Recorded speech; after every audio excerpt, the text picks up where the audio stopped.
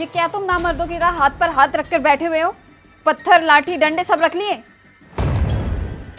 किस बात के लिए लाठी डंडे? क्यों, तुम्हें नहीं पता देश में क्या हो रहा है? सरकार कितनी ज्यादती कर रही है हम मुसलमानों के साथ। क्या चल रहा है मुझे भी तो बताओ।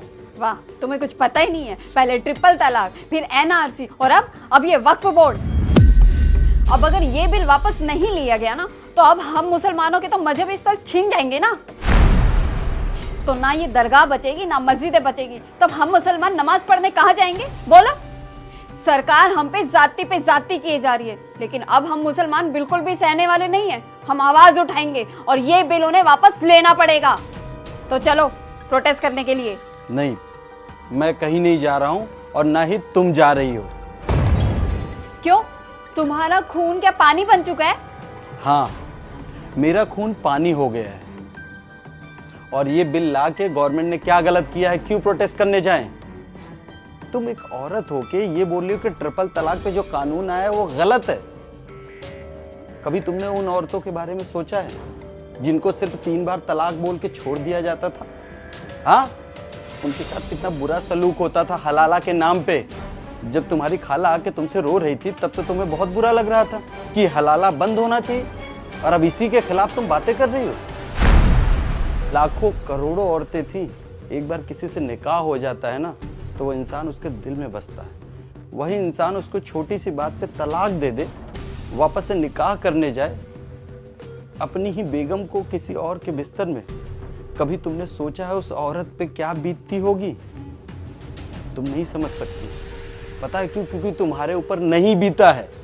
गवर्नमेंट ने बहुत अच्छा कानून लाया है, करोड़ों औरतों को न्याय मिला, और तुम क्या बोल रही हो? एनआरसी? हाँ, जिस बस्ती में हम रहते हैं वहां पे लाखों मुसलमान हैं, किसी एक की नागरिकता छीनी क्या? नहीं ना। लेकिन जब ये बिल आने वाला था हजारों लोग रोड पे आके खड़े थे कि हमारी नागरिकता छिन जाएगी, मुसलमान इस देश से बाहर हो जाएगा। ऐसा कुछ हुआ क्या? दिल्ली के शाहीन बाग पे महीनों महीनों पर बैठे रहे। क्यों? हाँ, क्योंकि ऊपर जो बैठे हैं ना मुल्ला मौलवी राजनीति करने बैठे हैं, वो बहकाते हैं। जो लोग अनपढ़ लोग हैं ना उनके बहकावे में आके खड़े हो जाते हैं और जाके लाठी डंडे खाते हैं। लेकिन ये जितने भी बिल और कानून आ रहे हैं ना, ये मुसलमानों के हित के लिए आ रहे हैं। दुनिया में सबसे पैसे वाली कौम कौन सी थी? हम मुसलमानों की थी। लेकिन आज अनपढ़ों की कौम में आ गए, गरीबों की कौम में आ गए। क्यों? क्योंकि वक्फ बोर्ड में जो लोग बैठे हैं ना, अरबों की संपत्ति है, किसी 1 रुपया कहीं खर्चा नहीं होता। लाखों मुसलमान हैं हमारी बस्ती में, लेकिन किसी एक को वक्फ बोर्ड के नाम पे कभी कुछ मिला है? हाँ, नहीं ना। वक्फ बोर्ड से दिक्कत पता है किसको है? जो वहां पे बैठे हुए हैं उनको दिक्कत है, क्योंकि अब उनको मलाई खाने के लिए नहीं मिलेगी। और ये हम सब मुसलमानों को एक बार सोचना पड़ेगा कि हम अपनों बच्चों को भविष्य क्या देना चाहते हैं। ये मुल्ला मौलवी के कहने पे ईटा पत्थर उठाने वाले, हाँ? या हम उनके हाथ में, एक हाथ में कुरान देखें और एक हाथ में लैपटॉप देखें। गवर्नमेंट जो भी कर रही है अच्छा कर रही है, और हम मुसलमानों को एक बार सोचना पड़ेगा कि हमारी कौम इतनी जाहिल क्यों होती जा रही है, जो हर बात पर प्रोटेस्ट करना शुरू कर देती है बिना पढ़े लिखे। ये जितने लोग रोड पे खड़े होकर तख्तियां लेके खड़े हैं, जब भी कोई न्यूज़ वाला उनसे सवाल पूछता है ना, तो उनको ये तक नहीं पता होता कि क्या रूल है, क्या रेगुलेशन है। तो किस बात के लिए आप पत्थर उठा रहे हो? किस बात के लिए डंडे उठा रहे हो? चाहे ट्रिपल तलाक हो, चाहे एनआरसी हो, चाहे वक्फ बोर्ड, गवर्नमेंट ने जो भी लाया हमारी सुविधाओं के लिए आया है। तो मैं आप सब मुसलमानों से हाथ जोड़ के इतना ही बोलूँगा कि गवर्नमेंट के खिलाफ मत आइए।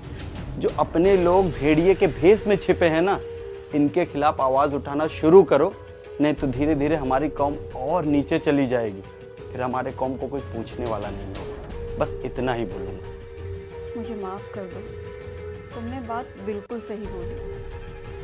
हम बहकावे में आकर ईंट पत्थर उठा तो लेते हैं, लेकिन क्या हमारा मजहब हमें ईंट पत्थर उठाना सिखाता है?